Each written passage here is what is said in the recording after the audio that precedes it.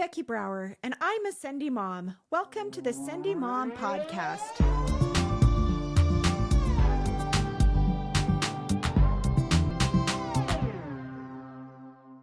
I mean, they feel so deeply that their entire purpose in life was to be a mom and to raise their home. And they did it beautifully, like marvelously, excellently, you know, but in our parents' generation and in our grandparents, they, like my mom and my grandmother, like they finished raising their kids and then they were like, okay, like I'm going to just travel and take it easy. And I feel like so many of my friends are like, no, I have so much more to do. I have so much more to give. Yeah. Like what's like the part 2 now? Welcome to the Sendy Mom podcast. I am so excited to be here with my friend, Amy Antonelli, and she is a pretty amazing Sendy woman. So I'll just give a little brief bio of Amy, and then I'm going to let her kind of elaborate on a few things. So she is the CEO or Chief Executive Officer of HXP, which is the Humanitarian Experience. A lot of our kids have been on these trips, and some of us have been on them too. I was a parent builder last summer and just was really impressed with the program and just think it's an incredible way to connect with your child as well as connecting with other children and being an influence for good. So it's a great place to do that. She leads this effort she's been through 40,000, is that right? 40,000 teenagers have been sent to over 70 countries in the world doing humanitarian projects. And it's pretty incredible, some of the experiences they've had, not only to be able to help the people there, but also to build their own testimonies and to be able to become better people and just be able to see other people in the way that they live. So before that, she spent 7 years in leprosy colonies in India, helping them. And that's an incredible endeavor too, and which kind of kept her away from dating and other things, right? And we'll kind of get into that as well. It was hard to get a date in the leprosy colonies, it turns out. I wonder why.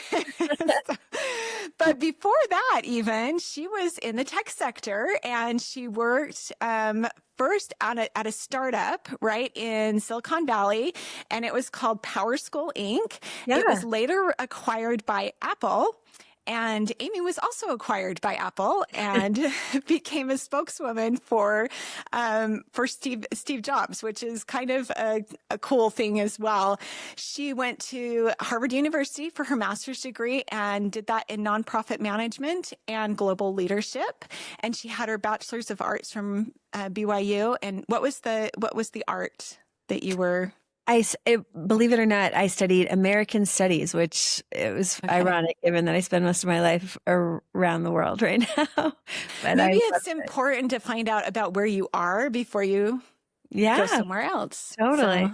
So, I loved my major. It was so much fun. That's amazing. I love it. She was recently married just this last year for the first time, and she at 50 years old, and she is currently enjoying the perspective of becoming a new bride and a new mother all at once.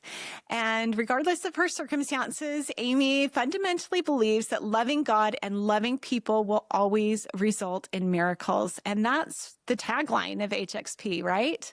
Yeah. We have kind of 2 taglines. We have something that we put on our shirts every summer that is so fun because the kids go through the airports all over the world, and just inevitably we hear stories about kids getting stopped and asked about their t-shirts, but they always say love God and love people because that's kind of the purpose in a nutshell of HXP. And then we have another one that we put with all of our logos, that we have really, it's an audacious guarantee, but we've really come to believe it, that there will be miracles, and we see them on every trip, in every country, every place we go. Yeah. Well, first of all, tell me what you think a Sendy Mom is. Yeah. Well, I had to look it up. I'll be honest. I didn't know the word. And so, but I think what you're trying to describe is women that, have courage, and that are willing to potentially push themselves beyond what they're comfortable with and to do things that are outside of the box. I think it's so interesting and so easy for us to just kind of settle into what we're good at and what we're comfortable with. And I think that that's just kind of a natural human human nature kind of thing, but I really love just hearing stories of people who push themselves out of that and do things that are unusual or brave or even scary, or even if it's just unusual for them. I love hearing about that process of going beyond just the norm and doing something else, something that like broadens your understanding of who you are and also who you were created to become. Yeah. It's all about the growth, right? And we can't Yeah, have growth without a little bit of pain, Our muscles totally. don't grow unless we hurt them just a little bit, right? Yeah. No, totally. And I think it's so interesting that God set it up that way, right? That there's this process of kind of co-creating with God who we are and who we're becoming, because he left it up to us to decide if we want to Yeah. become the women that he created us to be. And Yeah. if we say, yeah, we do, then he's going to help us every single second of that process. But we have to do it too. It requires effort on our part. It's not just going to be him kind of, dressing a doll or something like that, Yeah. And there was a podcast episode I listened to where you kind of described finding out who that person was and what that your potential was. Can you kind of explain that? Yeah, for sure. So it was interesting. It's a story that I tell a lot. It's something that happened to me when I was 21 years old and just barely getting ready to go through the temple for the first time.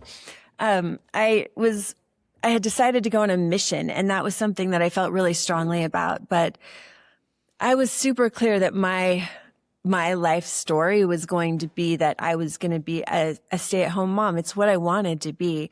And it's what my mother was. It's what I'd seen and what I had planned for and dreamed of all my life.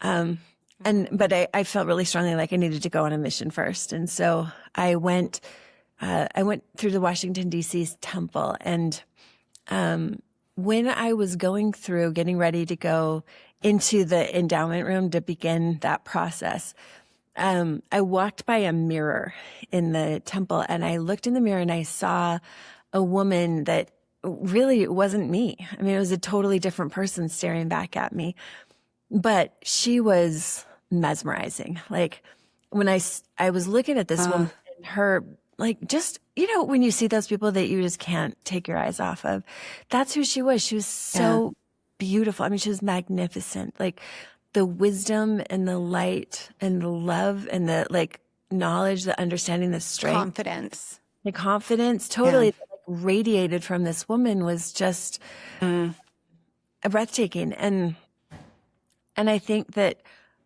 it was such a powerful moment for me, because the longer I stared at her, the more that I realized it was actually me. It wasn't the woman that I was then or the woman I am now. I think the woman that I saw in the mirror that day for just a second was the woman that I was created to become, like the woman I'll be in 10,000 years. And I think that God gave me that gift because he knew that my life wasn't going to be the way that I thought it was. He knew that I wasn't going to be a stay-at-home mom, and I wasn't going to get married and have children and drive a minivan and all of the things that I'd sort of planned on, because he had a different, what Elder Maxwell called customized curriculum in mind for my life that looked very different than I thought it was going to be. Yeah, I do too. Yeah. Because we all have one of those, right? I mean, even if you got married young and are a stay-at-home mom, my guess is that your life isn't exactly the way you thought it was going to be for one reason or another, and I like thinking about the different circumstances of our lives as our own customized curriculum, because when we do that, as long as we operate in partnership with God, with this Father, this being who created us, we absolutely be certain that we are becoming the women that he created us to be, whether or not our life fits is like supposed to be or not. So if you're going through cancer, if you're divorced, if your kids are leaving the church, if there, 100 other things that you didn't plan on, I absolutely believe that sometimes these are part of our customized curriculums. And as long as we like white knuckle hold on to God, then we can still, we actually absolutely. Those are actually critical parts of our becoming. And helps you to grow. I mean, it's all about that growth, and not only that, but I feel like it was a curriculum that was co-created, right? That we worked on with God, and we decided, what are the things that are going to make us reach that potential, reach that person that God sees you as, right? Yeah, totally. And so we constantly are making these little, course corrections to become who that is. And I love that you had this kind of vision at such a young age that kind of helped you to start making those course corrections, right? So you also talked about, and this kind of brings me to this thing I kind of wanted to talk to you about a little bit, and then I'm going to go back and talk about your growing up and everything, because I'm super interested in that. But you talked somewhere about having a visionary vision, and so this reminds me a little bit about what you talked about a visionary vision is. So can you explain that a little bit? Yeah, sure. No, I wish that was my concept, because I think it's brilliant. When I was at Facebook, I worked on a project at Facebook for Mark Zuckerberg. He had gotten to the point at Facebook where he was frustrated because he had spent years like sleeping on an air mattress in Palo Alto trying to build this company. And really, Mark's vision for Facebook fundamentally was that we would connect every single person on earth. And that if you could do that, if you could literally connect every person on earth, that then the 2/3 of the population that don't have access to healthcare or finance or, education, would be served, because we start to see each other as people instead of as numbers or as random, ideas. We see each other as human beings. And what was happening at Facebook, unfortunately, at the time, was there was so much competition in Silicon Valley for employment, for talent, that these tech companies were just, and it still is happening to some degree a lot, but they were just battling with each other to see how much they could give of each other. So, I mean, it was so insane. At Facebook, they're literally like everything. I mean, you would drive up and there was like 4 restaurants on campus with like the very best chefs from all of Silicon Valley. Breakfast, lunch, dinner, it's all free. There's like a gym you can work out at free. There's trainers free that you can give their dry cleaning, your laundry free. There's like vendors on campus, vending machines on campus that you could get like Bose headphones and whatever you wanted, just slide your ID, and it was like, oh my gosh. I mean, it's like, there's so much. And Mark was so frustrated because people are like complaining because the valet is taking too long to park their cars, and he's like, are you kidding me? Like, I slept on an air mattress for this, and so he wanted somebody to come to Facebook. And he asked me to come because he gave me the job of helping to connect the people who worked at Facebook with the mission of Facebook. He literally wanted somebody who came out of kind of the nonprofit world to be able to help people understand, like, what we can do here, what we can do with this thing is actually way bigger than just finding your cool friend from elementary school. Like, this actually can move the needle on things that nothing else in the world can. I mean, you can raise enough money for cancer on Facebook that you can actually make an impact on cancer or, 100 million other things that you care about. And so he brought me in and he asked me to kind of start to help to connect the people, the community of Facebook to the mission. And so I had the opportunity to work with a lot of really amazing people like Simon Sinek and, really like leaders of thought in the industry about vision. Wow. One of the guys that I talked to was a guy named Adam Grant from Wharton. And Adam and his team were working on this idea of called it a visual vision. And their idea was essentially that you can have a mission for your organization or for your life in general, but you have to be able to see it. You can't just talk about it. It has to be actually something that is real and like you can literally see it. And the more I thought about that, the more I realized, like, that is a really powerful concept. Like in India, we had done that inadvertently. We realized we were calling it a visual vision, but anytime we would talk about Rising Star, we would say, our vision is that this will be the last generation of leprosy beggars that you see on the streets of India. I mean, that's like powerful, you know, like you see that everywhere you go. You don't see that anymore. Some of the other examples they gave was there was an environmental company in California, and theirs was a city of green rooftops.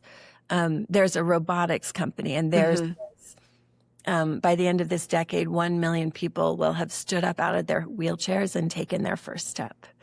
At HXP, we've tried to create one too, which is there will be miracles. You can see in each life something that's going to happen to people that's just powerful. And so that's the idea of a visual vision, something that you can literally envision and see and just decide. My husband and I. Yeah, go ahead. Yeah. My husband and I put together vision board this year for what we see and it really does help to be able to see those pictures and to, you know, and those quotes and things that we put on there of, okay. And then we can just always turn back to and say, what is it that we want to do what is the impact we want to have on the world? And both these stories really, underscore how important it is to be able to see the finished product, like to visualize it. And I play the piano, and so when I perform, I always try to visualize myself exactly what I'm going to look like. And you can do it down to details. And that's why I love your story about being in the temple and seeing who you really were, because the closer, the more details you can get to that finished product, the closer you're going to get to being that person that you want to be. So true. Athletes, right? They envision they're like winning basket, or musicians do it. We at HXP, ours is, we literally have this huge poster up of the Alabama Stadium. It's one of the biggest stadiums in the country. There's 80,000 people that can fit into the stadium, and what if we can say that 80,000 kids will have come closer to Christ because of what we're doing? And so we have literally a picture of the stadium up in HXP of like, we want this stadium filled with kids that can stand up and testify that they had an experience with Jesus Christ, and through that came to know better who he is and who they are because of what we're trying to do at HXP. So we always say roll tide, even though it has nothing to do with it. I love that. Well, and not only that, but like you can teach your trip leaders, like pick a seat in that stadium, because in that seat is this one kid that you're going to have an impact on this summer. Yeah. And I love that too, that it can be so personal. Yeah. I mean, I'd love to say that I had it all like planned out in advance, right? But I certainly didn't. And to be honest, like I actually don't think that that's very common. I think that God gave me that really unusual gift in the temple because he knew that my life was going to be so wildly different than what I thought it was, that I needed to have an end goal. I needed to have some sort of clarity around like what the whole point was, so that I could just continue to have faith. But the truth is, even with that end goal in my head, that idea of who I was becoming, there were so many years where I had big decisions to make, and I could go this direction or that direction, and it's going to wildly impact my life, what I choose. And I really had to be sort of prayerful in those moments that I was listening to the Spirit, and then I had to just act. Like, I don't believe that God, usually in my life was like, okay, Amy, now you need to turn left. It was like a sense of peace and a sense of clarity that I was like, I'm going to do this, and I hope this is the right decision. And if it's not, then I'm going to trust you that you'll move me, or you'll let me do it in a different way. And it's interesting because some of those decisions made actually resulted in some of the worst experiences of my life. Like the story of Facebook, for example. I was at Facebook and frankly, we were really successful in what we were doing. We were getting invited into every team at Facebook, and we would give these presentations, and we were starting to see these projects taking off all over the company where people were using Facebook to move the needle on things that they cared about, and really starting to reconnect in a deep way with like the mission of Facebook and what it was. At Harvard, I had gotten in the habit of recording classes when I when I was in class, I would record my classes and then I would go back and read them afterwards. And it just really helped me with memory retention.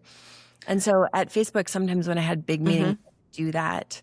Same thing. I would record the meeting so that afterwards I could go back and look at it. And after I'd been there for about 8 months, I had a huge meeting, and it was Mark Zuckerberg, Sheryl Sandberg, who was our COO, Chris Cox, like it was the whole executive team at Facebook. And we presented on what we'd been doing, and it was a really successful meeting. Like Sheryl Sandberg actually emailed me after the meeting and was like, that was wonderful. We're so glad you're here. We're so excited about what's happening. There was another vice president who was weirdly competitive in such a hard way with me. And so she had kind of been an obstacle the whole time that we were working. And the next day, her as admin asked me a question about the meeting. And I said, I don't remember, but I recorded it. And so we can go back and check it. And 3 hours later, I was fired. I was walked out the door and invited never. Yeah. It was really interesting because it was this moment of like the highest point of my career. Like I literally got this email from Sheryl Sandberg. And then like the next day, literally the lowest point of my career, I lost $1 million that day in stock because And I remember thinking two things. One, I had been invited to speak at BYU, Idaho to their student body. And it was a pretty big conference. Like the first presidency had to sign off on it. It was a pretty big deal. And so I remember the first thing I thought was like, I can't believe I just got fired. This was not something I ever thought about. How can I talk to these? Yeah. And then the second thing was literally, what am I going to say to these kids? Because the purpose of my talk was seriously like how to find your purpose in life. And so I think I did what most people do. Were you feeling kind of purposeless at that point? Did you feel kind of lost a little bit? Well, what's interesting was when I tell this story, I tell it because it's a really important part of my journey. And when I was talking earlier about, I don't think that God always just like directs our path and tells us exactly turn left or turn right. I think he lets us make decisions. And I think that he let me go to Facebook. That was a really important part of my learning and my becoming. But he also knew that he didn't want me to stay there very long. And I think that I was at a place in my life where I was trying to listen to the Spirit. I was trying to do what's right. But I was also really dazzled by the whole thing, the whole like Mark Zuckerberg of the money and this and the excitement and the shiny. And I was at a place where it would have been really hard for God to say, I need you to leave this thing now and go do something else. It just it was too much. Yeah, I see. And so when it happened, of course, I was devastated. I spent a week hiding under the covers and didn't want to tell anybody. I was so ashamed. And then I had a speech for a week later. And I rewrote the speech probably 2 times because I was trying to find a way to talk about it in a way that, skirted around what had really happened. And the speech was just stupid. Right. And so the night before I had to give the speech, my best friend flew to Rexburg. And I rewrote the speech at 2:00 in the morning. And I put this Bose headphone in my ear. And then it was one of those TED style talks. And so I had a microphone in my ear. And Tiffany, my best friend, sat in the wings of the stage and read me the talk in my ear. I had my hair covering it. Okay. So this explains why you were so slow and deliberate and giving it. Because I listened to the speech and I was like, wow, she's really thinking a lot about this. No, it's so funny when you hear it. It's I sound so thoughtful and but that's not how I talk at all. But it's Tiffany's cadence. But as she was telling me the speech, I was giving the speech to the audience, and I couldn't see the audience at all. But I walked out on the stage and I just said, imagine waking up on the morning of your 40th birthday and not having a husband and having just been fired from a great job at Facebook and having to speak to the student body about how to find your purpose in life. And I couldn't see anybody's reaction, but I stopped there and I could just hear. And all I started to hear was like, what did she say? Like whispers, like, what did she say? What's going on? Yeah. It was so funny.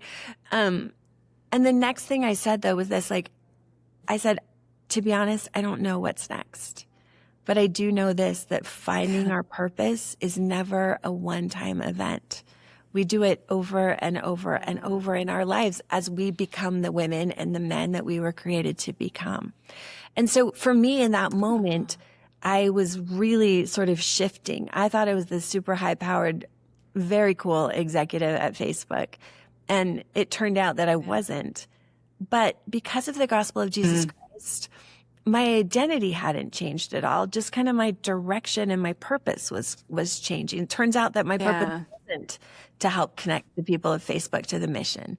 It turned out that God had a plan in mind for me that I would have paid way more than $1 million for. You know, what I've experienced at HXP the last years, where I have seen thousands and thousands of kids wake up and everything their parents have taught them for 18 years suddenly like clicks somehow and makes sense. And they understand for the first time that the gospel isn't just theoretical. It's real. It's practical. It's something that they can experience every single day in their lives.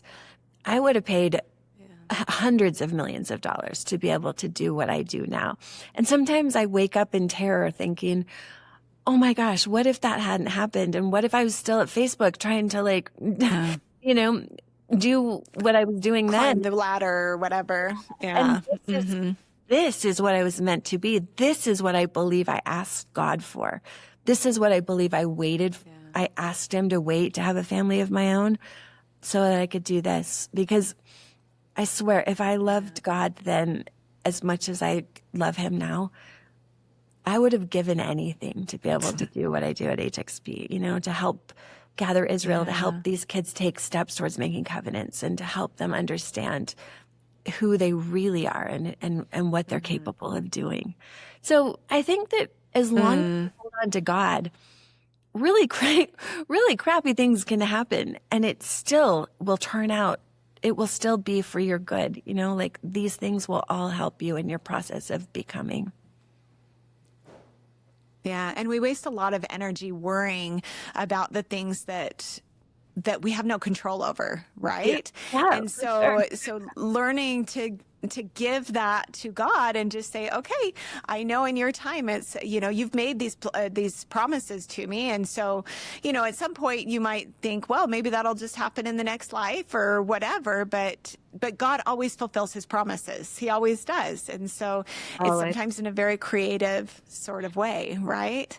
But how did you become a person like this that like, you know, can go to Harvard, can go to, you know, to a leprosy colony, can head, you know, this huge organization?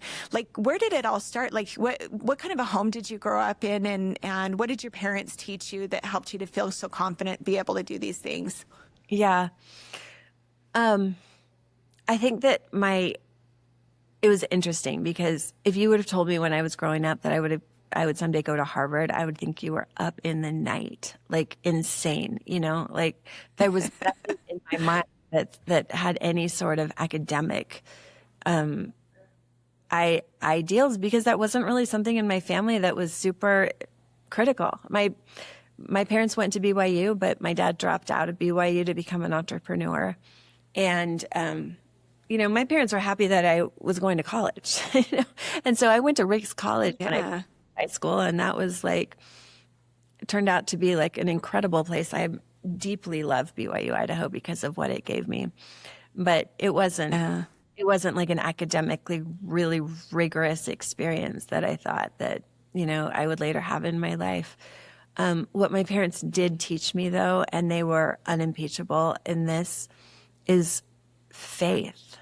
No matter what happened, my parents were getting us up in the morning and reading scriptures together. And we would have family prayer every night. When I was on my mission, I served a mission back in the days when you could only talk to your family twice a year, you know, on Mother's Day and on Christmas. And I remember I was Christmas and I was talking to my family from Italy, and I had talked to everybody in my family, and I was just talking to my dad, and we were kind of lingering and talking for a long time. And suddenly in the background, I heard my mom's voice, and my mom is deaf. And so she has a really distinct voice, when she talks. But Okay. I heard her yell, family prayer. And it just, all of a sudden I'm like, oh, like that's why I'm out here, is because my mother every night would yell family prayer. And like my father every morning would get us up to read the scriptures. And no matter what happened in our lives, they would say, like, it's going to be okay. Like the gospel of Jesus Christ is the most important thing. So hold on to that and it will be okay. Everything will be okay. My mother's eternal perspective is unbelievable to me. I mean, like, she's so excited for the day that she's going to be able to hear opera music and symphonies, but she lives right now in a place of like really perfect peace, because she understands that this moment is just a moment, and that the purpose of her being here is to grow and become who she was created to be, which is a person like Christ. Yeah. Well, and her own individual identity too, as somebody who is deaf, like it wasn't a mistake that she was put on this earth with that struggle, just like the rest of us. We all have different struggles, and it's part of that. What did you call it? The divine? No, it's Elder curriculum. They called it the customized curriculum. Customized curriculum from Elder Maxwell. So yeah, I'll link that because I love that. I think that's such a great visual to understand that we are co-creators with God in figuring out what our plan and purpose is. So it gives us the power to become whoever we want. I love the word co-create. That's right. It literally is like, this is entirely up to you. If you want to become this, I'll totally help you and I love you. And if you want to become this, I'll totally help you and I love you and I'll become that too, Well, and there's things that I've prayed for before and I've gotten the answer. Yeah, that's a great idea. Yeah, if you want to, I think that would be really good and you're going to be blessed. And one of the things I had prayed about was should I have foster children? And that was one of those things that it was like, yeah, that would be a great thing. And I decided not to, for various reasons or whatever. And that's okay too. There's going to be inspiration that is going to come that is going to be like, yeah, sure. If you want to do that, I'm going to bless you for doing that. But it doesn't mean that you're forced into a pattern. It's kind of more of like, let's kind of figure this out together. And you're going to have a great life if you are the type of person that wants to have a great life. And you're going to go back later and look at these things and say, wow, why was I so worried about this? It all kind of worked out. I mean, as far as like you're concerned, like you wanted to get married, you wanted to have a family. That was kind of in the plan, right? Oh, for sure. Thinking about like how you felt when you were, you had that desire, that righteous desire, right? And not having that, it sounds like you just went to work, which I think is kind of the answer. You just go to work.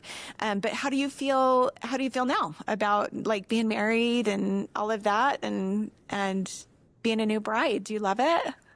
Well, for sure. I think it's super important actually that regardless of what your circumstances are, whether you're single, whether you're widowed, whether you're divorced, whether you're married, that you understand still that you have an individual purpose, which is to become that queen, that priestess in Israel. And none of those things make it so that you can't become that. None of those circumstances change that. And I think that what I see a lot, unfortunately, especially with young single women, is that they have this sense that their life can't really start until they get married, and so they essentially they sit on the bench. They take jobs that they're not really excited about because they want to make sure that they're sort of in a place where they can be available. Listen, God is way bigger than you. You know what I mean? Like, Yeah.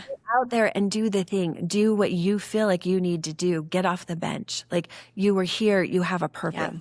And if you're not married yet, to me, that simply means that there's more growing in individual discomfort and individual understanding and individual like clarity around your identity that you still can identify. And I would say that to a woman who's single.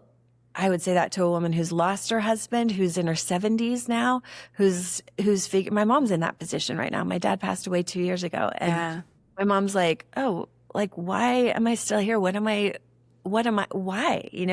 But there's clearly more for her to learn as an individual before she's reunited with my dad again, and that the thing, the incredible thing about this gospel that we believe in is that we never have to worry.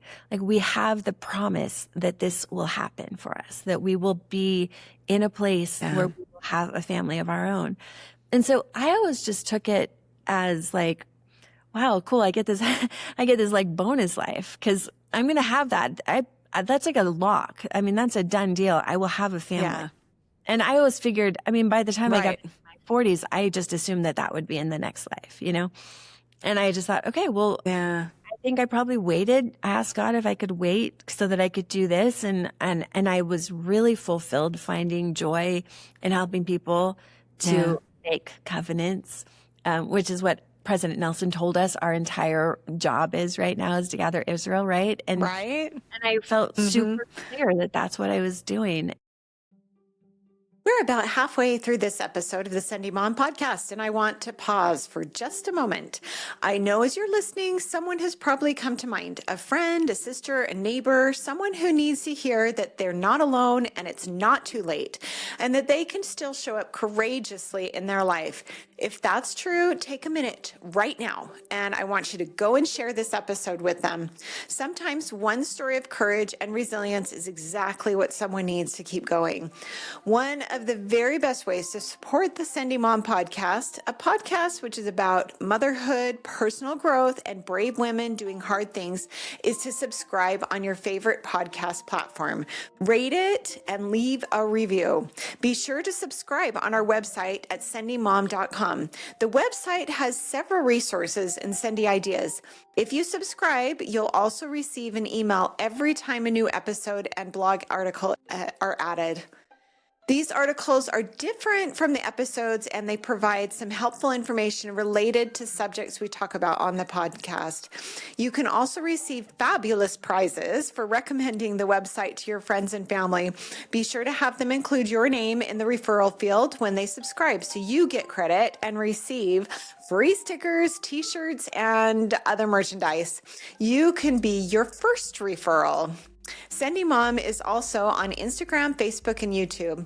I am so excited about the incredible lineup of women you'll be hearing from over the next few months. Stories that are filled with faith, resilience, leadership, and personal transformations.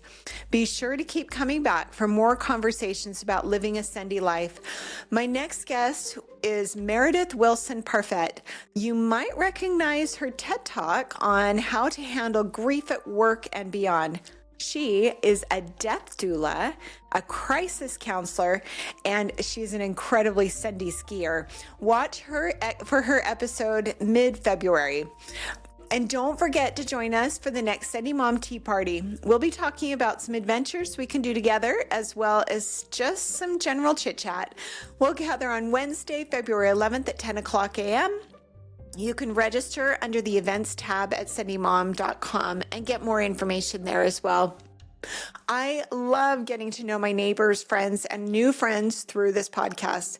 Amy's life has Sendy Mom all over it. I love that she decided to get off the bench and get moving. She has been a blessing in so many people's lives. I hope you feel inspired from her stories of courage. Please enjoy the rest of our conversation. I know I did. When I met this boy 25 years ago in California, totally liked him. I had the hugest crush on him. And okay. and we became really good friends. But my best friend also had a crush on him, and he decided to date her instead of me. It was like devastating. But Oh, like, Clay and I still stayed friends even after they started to date, and that relationship didn't end up working out. But I've moved away, and Clay and I completely lost track of each other. I gave him this little clock before I left, and I had engraved on the back of it this quote from Beethoven, and it said, like, "Never shall I forget the days I spent with you. Continue to be my friend, as you shall always find me yours." And that was kind of it. We like separated at that point. It was before social media, so I completely lost track of him, and he completely lost track of me. And then 5 years later, it turned out he'd been divorced for like 4 years, and we ended up reconnecting, and it was so fast. It was like instant. wow. This is the man that I was always meant to marry. And it's been incredible. I mean, it's been impossible to describe how joyful it's been. I'm astounded. Especially the kids. I mean, Clay is like the easiest person in the world to love. He's just the best human on the planet. He's just such a good love it. God. Like, he's a man of God. But what's surprised me so much is just the love I have for these children. I heard it described once as it's like grief except in reverse. Like, it's just suddenly there and walk through fire for these kids. And I didn't know that. I love that. Yeah. But I'm trying to do what my parents did, like we get up and we read scriptures and we have family prayer and we do the things that help these kids to understand no matter what happens to them in their lives, they're going to be okay as long as they hold on to the gospel of Jesus Christ, That's really fun. Family. How old are the kids? So we have two 13-year-old twins, a boy and a girl. And then we have two older kids who are 22 and 21. And so they're all at different points in their lives. But our 22-year-old actually works at HXP now. And as he's brilliant, he's a data analyst. And so he's helping us with data at HXP. So it's a lot of fun. It just feels very, it feels very meant to be. So that's been really good. Are they mostly with you then? Or do they stay with their mom sometimes too? Yeah, it's joint. It's actually such a good arrangement. So it's 50-50, and their mom lives about, a mile away from us. And so the kids, and she's great. I mean, I've actually really enjoyed getting to know her. And so the kids can just go back and forth. And divorce is never a fun thing, right? There's so much tragedy and trauma around that for everybody. But I think in that situation, Clay and his ex-wife have done a really amazing job of like figuring out how to co-parent these kids, and we're all kind of together now. So it's been good. Has she remarried as well? She hasn't yet. She's She's doing amazing things too, though. She's in school, and I really admire her. Yeah. Well, no, I'm just really curious because I know that sometimes these situations do not go very well. And so I think it's really helpful for people to understand that it can be a good experience. You can connect. And of course, any relationship is going to have its struggles, right?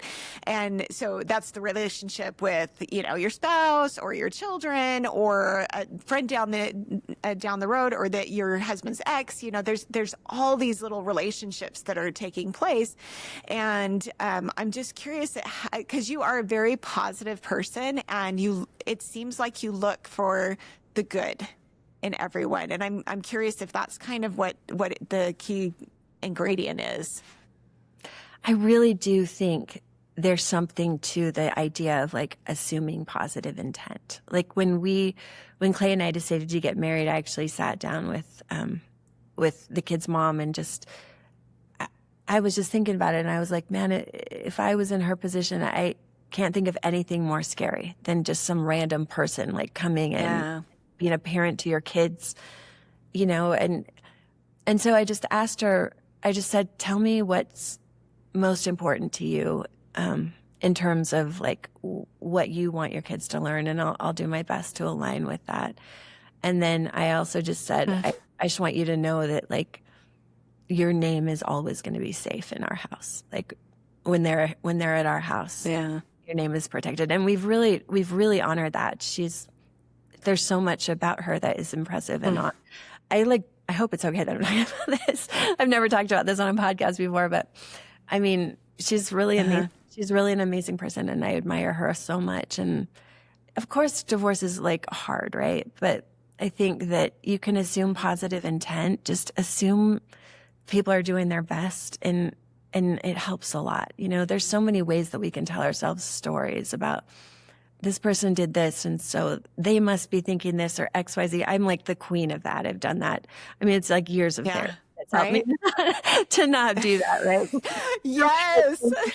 I'm right. Like, oh my gosh. Like she clearly thinks that I'm like the ugliest person on the planet or something like that, and you just no. It's really like you assume. Right. I recently read that people have like an average of 70,000 thoughts a day, right? And to even control your own thoughts is hard enough, but to think that you can control somebody else's thoughts by just, assuming you must be thinking this is totally ridiculous. So anyway, yeah. Right. Totally. No. So I love how this kind of brings it full circle just a little bit, because it's not only a vision that you have of yourself that helps you to become somebody different. It's the vision that you have of other people, and for sure. Understanding where they are and where they could become, and assuming that they are already at that place where you have this kind of a relationship is going to make everything in the relationship so much better, right? Totally. So no, I think that I'm glad that you kind of talked about it, because I think those are kind of important things to understand, especially if you're going through this, blending of families, Totally. I mean, we're still new, we haven't even been married a year now, so I don't want to minimize. I know there's a lot of people out there that have really hard situations, and I don't want to minimize like how hard that is. I feel like we've been blessed in our relationship in the way that Clayton is the kid's mom, like co-parent. They're both really mature about it. But I certainly don't want him just like, we're so perfect in every way, because I totally get everybody's circumstances are so hard and so different. So it's like, for sure. It's like it goes back to that same idea, right? Of like, whatever your mountains are to climb, that's like your process of becoming. And I think it helps to just like call upon God and try to like listen to the Spirit all the time for that. Yeah, and nobody expects, I guess people do assume perfection in people, but we shouldn't assume anything about people, right? And I think deep down we understand that everybody has their imperfections there, but I would rather talk about the positive things, like the inspiring things that are happening. I remember being in a Relief Society lesson one time, and somebody was talking about looking at old photos and being like, they didn't, they took this photo and then they didn't take the photo of me yelling at the kids right after it or something like that, and they and everybody laughs and thinks that's funny, and I thought to myself, you know what? I do not want to have those pictures. I don't want to have those videos of me yelling at my kids. I don't want to remember them. I want to throw them away. I want to remember all of the positive things, because it inspires me to be better, where, those negative things just makes me depressed. Actually, I agree. I love that. I totally agree. I think it's so helpful to hear like positive stories, because you can kind of like, it gives me hope in the challenges that I do have, that things can be better, So I love that. Yeah, exactly. Yeah. And the hope. I mean, that's really what it is, because if we're constantly focusing on these negative things that have happened in our lives, we don't see the vision anymore. It clouds the vision of who we are to become, or the person around us, who they are meant to be. And we can't bring that out of them. Which is really what you're doing in HXP. That's why I love it so much, because that's what happens to these kids. They realize who they truly are. You've nailed it. I mean, that's exactly the whole purpose. Sometimes people, because of our name, Humanitarian Experience, sometimes people get the idea that we're a humanitarian organization, and we're not. Like, humanitarian work, like real, sustainable, honest, good humanitarian work, is the vehicle that we use to help these kids understand who they are and who they were created to become. That's the purpose of HXP. The purpose of HXP is to fill that stadium. We want every single kid in the entire program to be able to say they've had an experience with Jesus Christ where they came to know him better. And as a result, they know themselves a little bit better too. Like they've seen the version of themselves that's true and that's real. And that's the version that they chase when they come home. That's the one that actually feels like this is who I really am. Yeah. And so these kids that do go on these experiences, what would you say to their parents when they come home, like how they can keep that going? Yeah. I get this question a lot. I think that there's a really, really powerful impact of we call it a positive peer group. And that's one of the things that we intentionally try to create at HXP was that positive peer group where there's 19 kids, and when they come home, we want them showing up at each other's homecomings and farewells, and we want them living together in college. And because they're the ones that are cheering for each other when they get their mission calls or when they get, married or get excited, when they make their next steps. And they're the ones that are pulling each other back into the gospel when the kids, there's inevitably kids that are still kind of figuring out their path and not quite sure where they want to go. And they have this positive peer group that's really gospel based, that's like where they've experienced this spiritual, really beautiful, loving, entirely powerful experience together. So I'd say to parents, like, first of all, do your best to facilitate like getting the group together. I actually think that's really powerful and really helpful. And then also, we haven't cracked the code or anything on how to do this, but we do have a pretty easy pattern at HXP that works really well. So like we get up every morning at 6:30, and you experienced it as a mom on the trip. Like I lived it, yeah. We got music playing. All the kids are getting up at 6:30. You're sitting around a table or around a room, and you're doing a devotional together. You're opening the scriptures first thing in the morning. That's what we do every single day of the trip. And so that's something that's an easy pattern to continue. I've done it at my own house since we got married. At 6:30 in the morning, the music's going, and the kids are like, what is this? This crazy stuff, Mom. But they actually love it. It's really been fun to hear about their experiences in our devotionals. And we even use the HXP journals still, of like the little daily devotionals that we use at HXP, and I've got mine. Yeah. There's some awesome devotionals in there. Yeah. So if you want to keep doing that with your kids, and just the way we have a really easy formula, at HXP, we tell the trip leaders, open and spend 5 minutes max telling a personal story about something that's relevant to what you're going to talk about then today. Give the kids 20 minutes to read and study and write, and then share it for 10 minutes after that. People are always like, oh, kids don't share. They will share if you give them time to think about it and if you give them time to write. You just can't open up questions and have them just write right away. That's a kind of a little hack that we use. So if you give them time to think about it. I actually really love that. Yeah. Just give them we do scripture study in the morning, but I feel like my kids are, half awake, and so it's mostly me and my husband talking. Right. So I actually really love that. The devotionals are great too. Come Follow Me is kind of nice because it is broken into certain sections that you can talk about, but I love the writing stuff and thinking about it. Well, yeah, it's really good. You can totally use Come Follow Me for it. In fact, we do that a lot too. But I think that 5 minutes of a personal story of like, hey, this is why this is relevant. Like, this is something that happened to me. And invite your kids to do it too. Like, hey, we're going to talk about tithing tomorrow. Yeah. Do you want to share something about what you've learned so far about, whatever it is? But 5 minutes. Don't take the whole time telling your story, because you want to give them that personal time to commune with God, Right. Yeah. So there might be some parents that are a little nervous about sending their kids across the world. And, it seems really risky, and you do.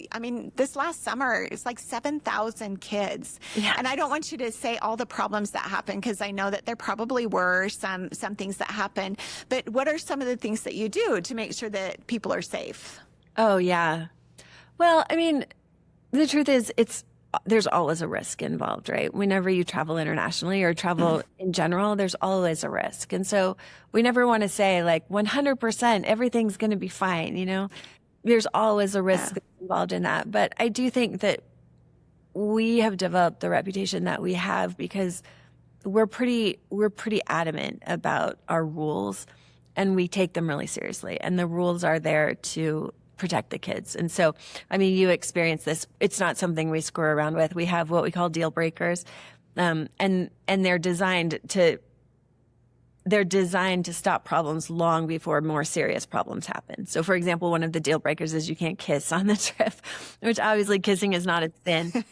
What we do is what we don't want is kids to couple up because it changes the whole dynamic of the experience of the group.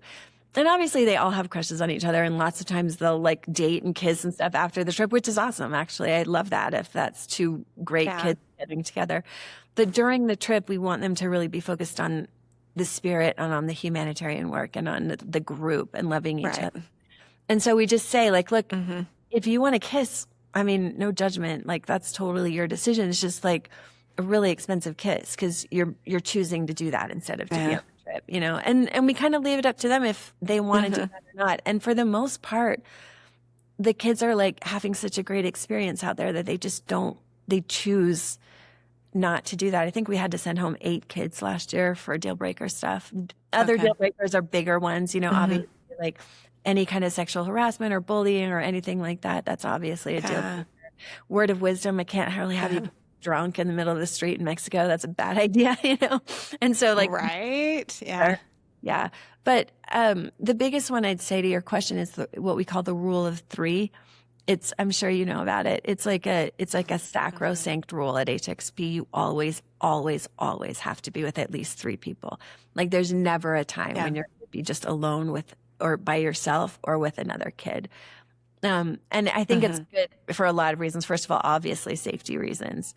But second of all, it's just really good mission prep, because I think that's one of the hardest things when you go on a mission is like, I'm never alone. There's always someone next to me. You know? So it's nice to kind of get used to it. But I mean, I lay awake at night thinking about like, what haven't I thought of? What safety things do we not have in place?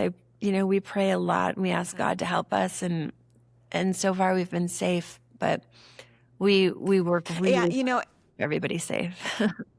It makes me think a little bit of Finding Nemo when Dory says to Marlin, like, well, if you don't let him do anything, he won't do anything. So sometimes we have to just accept that there are going to be risks in just living. And honestly, most of these countries and these cities that these kids go to are probably less dangerous than the city you live in. Yeah, that's been my experience. That's a really good point. It's most of the places that we go, while they're definitely emerging countries, the locals are some of the most protective people that we ever encounter with these kids. They care so much about kids. So. Yeah. Well, and so grateful for the work that they're doing. You know, I know that in our project, we worked a lot faster and a lot better than what they had expected. And they had to find new jobs for us to do, all the time. So, and these LDS kids show up and we're like, they're going to get this done faster. And they're always like, no, they're teenagers. And then the first day the kids are like, what's next? And the locals are like, are you kidding me really now? Because this was supposed to last the whole summer. The biggest complaints that we ever get are honestly, if there's not enough work. That's the most frustrating for the kids, which I love so much. I mean, how cool is that these are 17-year-old kids that could be doing anything with their summer, and they're mad because there's not enough work to do. There's like they want to work, I think it's really cool. Yeah.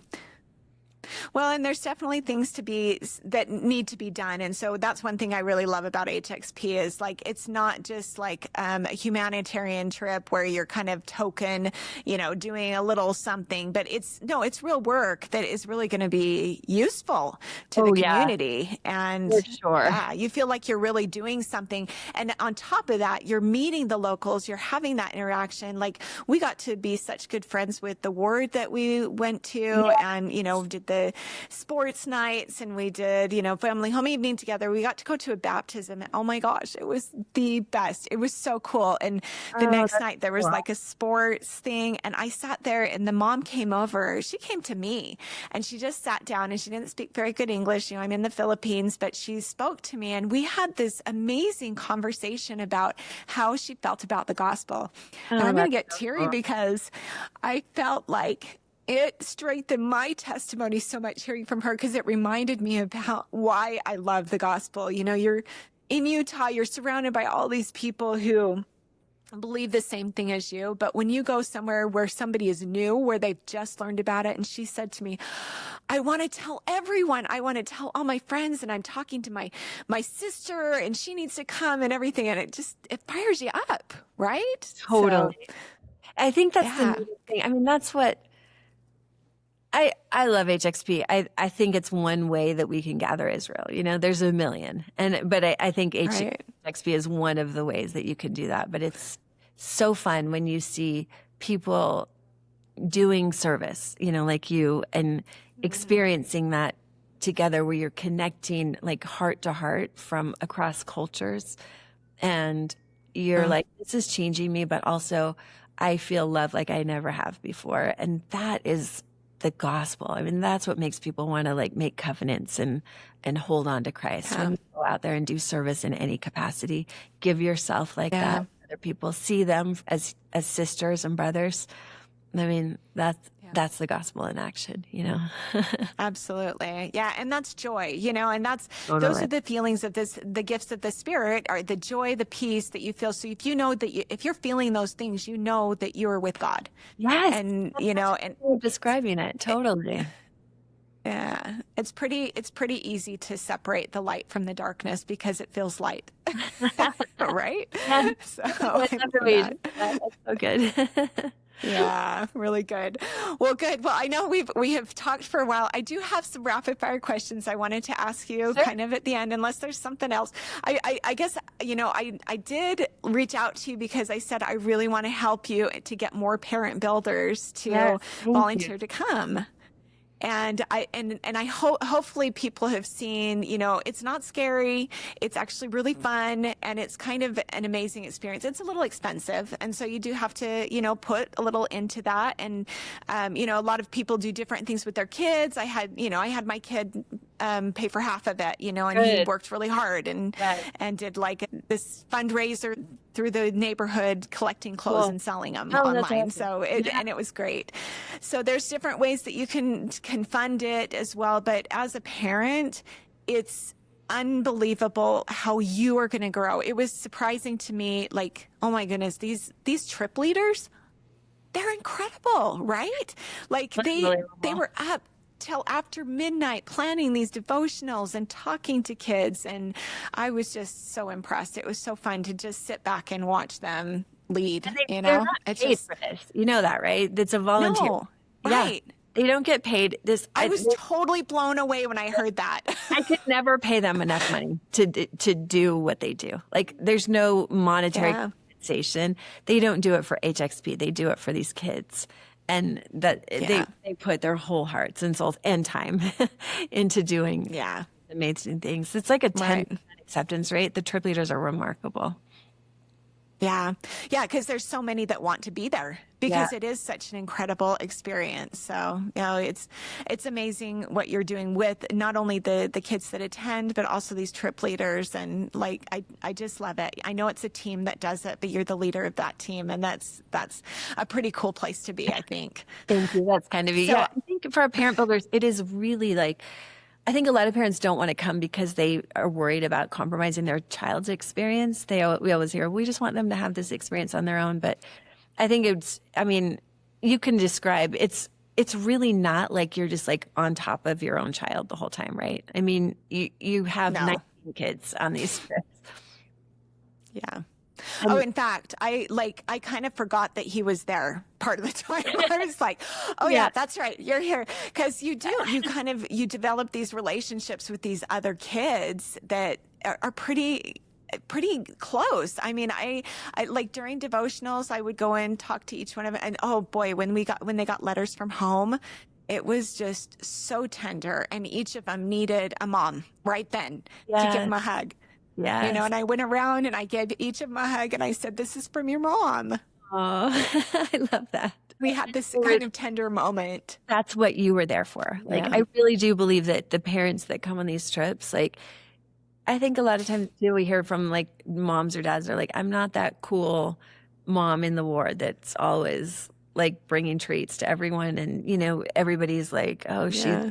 society president. And like, you don't have to be. You literally don't have Oh, to be. You have to, what we're asking you to do is to show up with your personal customized curriculum, your life, your experiences, and ask Heavenly Father how you can help the 19 kids that are on your trip. And you'll be amazed. I mean, it's like that story is a perfect example of like, okay, in this moment, I know what they need and I know what to do. And so I'm going to do that. And it's like, I bet that was yeah. one of the powerful things from a lot of those kids, for a lot of those kids on that trip. So that's what I would say. If you want to be a parent, if you're thinking about it, if you're looking for something to do in your life to actually add meaning, to feel like it's a way to get off the bench and start like doing something in addition, just consider this. And I mean, the price is the price. Like we basically price these trips at what they cost us to run. We're a nonprofit, so Sure. nobody's making any money off of it, but it costs money to fly to international places and to stay there for 2.5 weeks. We're lower than almost anybody out there for sure. But Yeah. but I loved what you said about raising money, because if you've earned the money, I mean, if the kids, and then we have so many different ways that kids do that. I haven't heard that one about the clothes. That's a good idea. But so I hear like they baked, 200 loaves of bread and like sold them, and that's the money that paid for their trip or whatever. But when they do that, then the bricks that they lay, they paid for. I mean, that was like them baking Right. so that the bricks in this hospital or this classroom, they actually paid for. It's such a powerful experience when they've invested that kind of time into the service that they're doing. So encourage anybody Yeah. considering it to do that. And it actually enhances the experience of your kids. Oh, absolutely. I really like how you compared that to mission prep because it really is. But honestly, it's a good life prep thing. And the kids that come to this, they don't have to be members of the church either. Right. No, for sure. We God. have kids on every Yeah. trip that either are not members of the church or, have come from families that have not been active their whole lives, or they just have to be okay with the fact that we're going to be reading scriptures every morning, going to church, and that's part of the program. Yeah. And if they're okay with that, we'd love for them to come. And actually, our whole thing is like, we'll meet you where you are. So if you're like mad at the church right now, if you're mad at God, or if you have no interest in it, then come and let's just see Yeah. to see if you feel anything or if anything opens up to you, or if Yeah. something to teach you during this time. Maybe that'll change. Well, let me just ask you these rapid fire questions, and hopefully they'll be rapid. So, all right, tell me, what has brought you joy in the last 24 hours? Oh, in the last 24 hours, I woke up in the middle of the night. I'm having a really hard time sleeping right now for some reason. And so I woke up in the middle of the night at like 3:00 in the morning, and I just went outside so I wouldn't wake Clay up. And it's an amazing thing to, have a husband who just rolls over and sees that you're not there and comes out and just checks on you to make sure you're okay, and just sat there with me for a while. And then he went back to sleep, and it's such a miracle. Things like that every day. I'm like, can't believe I have a husband. So that brought me joy. I love that. That's so great. Okay, how about a book that you've read recently that you like, that you could recommend? So our family is starting to read Les Mis. We're going to go see it as a family at the end of this year. So we decided to read the book together throughout the year. It's just, the story of that book about Jean Valjean is such an inspiring story. So that's when I would say read it. And there's something about, for sure. That book is seriously one of my very favorite of all time. And every time I watch the play or the musical, like, it makes me cry because I'm thinking about the book. Oh, yeah, it's so much better, right? You've read the book, so so much better. So much better. I love it. That's great. Are you reading the unabridged or the abridged? No, we're reading the unabridged, the whole Paris Underground. Wow, that's huge. But We'll there's see how important stuff in there. I have pretty Yeah. smart kids, so I bet they'll be just fine. Yeah. No, that's huge. That's great. And you get so much history that way too. So Yeah, that's sure. amazing. All right. So what about the last TV show or documentary that you watched that you liked? We watched one just recently about the Roosevelts. It's just, I think everything about World War II is such a cool, I think it's such a cool time period in our history where the country, just the world came together, and it was so clear that it was good versus evil. You know, like this is an Yeah. that was happening, and the world came together to fight it. And there's just so many stories of heroism and beauty and stuff that are around that time. So it's fun for me to learn I about. love that. Oh, that's amazing. Really good. Okay, what about, okay, I know HXP is nonprofit, but you've been involved with so many different nonprofits, and maybe is there one that you support, like a charity or a nonprofit that you support outside of HXP? No, for sure. Especially for families, we get that question a lot. Like people ask us all the time, why don't we do family trips? We're really good at teenagers, and not that many people are good at teenagers, I feel like. And so like, we're going to stick with what we're good at. But Rising Star Outreach is an organization that I worked with previously that I still sit on the board of. They work with leprosy patients in India, and they have a phenomenal volunteer program. A lot of our HXP trip leaders help run that program too. And they do such a good job. So if you're looking for something to do as a family, I would strongly encourage you to consider Rising Star Outreach. There's nothing in the world like going and being in a leprosy colony and helping people affected by leprosy. Amazing. Yeah. And you have some incredible stories that we can't go into that you had in those colonies. So that would be a great thing to do. Okay. What about a favorite vacation spot? There's a little island off the coast of Fiji called Wailalai, and it's like very primitive. But there's a volcano, and you can hike to the top of the volcano, and you can see 360 degrees of the Pacific Ocean, and it's maybe my favorite thing in the world. So I would say that. The other place is, I'm so biased, but I'm a born and bred Italian, and I love Italy, and I love everything about Italy, and my family comes from there, and I got married in the Rome Temple, and so Italy is a place that I think cool. I'm going to Italy. Oh, I love that. So do you have any projects on this island in Fiji, or it was just somewhere you went? Yeah, no, we go. Oh, you do? For our sightseeing weekend, we go to Wailalai. Oh, that's cool. Okay. Yeah. All right. And then what's something that you try to do every day? It's a non-negotiable for me that the first thing I do when I get up in the morning is I have to talk with God. Like, I need, in this crazy, confusing world of like millions of voices coming at me all the time, I need his voice to be the strongest and the loudest in my head. I need just a minute, a little while to like talk to my Father and have him remind me who I am, that he has a work for me to do, and that he's going to be the one that's like directing me more than any other voice that I hear. So that's okay. I get on my knees and I talk to God. Love that. I love how poetic you said that too. So thank you. Yeah, that's really good. And what do you think I should try next? What Sendy activity? I asked this question because I like to get a list of things that people can try, you know, that are a little bit more risky. What trip did you go on last year? I went to the Philippines. Okay, so I did Chocolate Hills. Oh, so that's so cool. You might try. So HXP has a number of different offerings. So you did what's called a build trip, right? And so you were building a school or a hospital or something like that. We also have different experiences that are a little bit different. We have experiences called Teach, where you go to Japan and just sit in a classroom most of the day and work with kids who are trying to learn English. And you learn a little bit of Japanese, so it's kind of a fun one. Or we have different, it's called Preserve, where you're spending a lot of time like building food towers so that you can kind of help people on the earth. And we have one called Love, where you work a lot more with disabled kids. in different places like that. So you might just consider a different type of experience like that, where it's not, being on a work site all day long.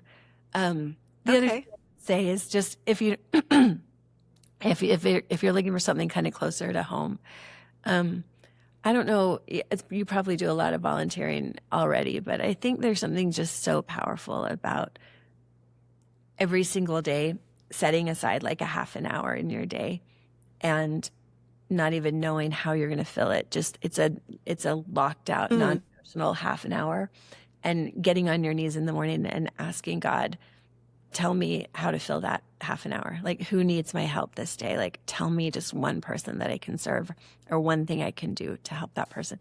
And if you've blocked out the time, then it's going to happen no matter what. But it's pretty powerful. It'll just happen. Yeah, it's pretty powerful. I love that. Yeah. That he'll give you, he'll tell you how to fill it pretty easily. Wow. No, that's huge. I really love that. I'm going to totally do that. So thank you. Yeah, appreciate it. And so thank you so much for being with me. I have learned so much, about having a vision for myself, having a vision of other people and trying to find the good, and looking for ways that I can serve a little bit more and be a light to other people. And that's truly what you have been. And also just, I love how, you recognize that you're going through a struggle, but instead of using it as torture, you use it more as your teacher of okay, what am I supposed to be learning from this? And how can I improve my life and make those course corrections so that I can stay on this path that I have created with God, and this curriculum that I am working on. So I really appreciate that and all of your wisdom and all the work that you're doing. Oh my goodness, it really is inspiring. So thank you for that. Well, thank you, Becky, for what you're doing. Even with this podcast, I really appreciate it. I think it's so awesome to just, see articulate women using their voices to build the kingdom and build each other. So I'm grateful to be a part of it. Thanks for inviting me on. Yeah. Well, thank you for being here. And thank you for being here too on the Sendy Mom podcast. And we will see you next time. Thank you. Thanks. Bye. In the words of Eleanor Roosevelt, do something every day that scares you.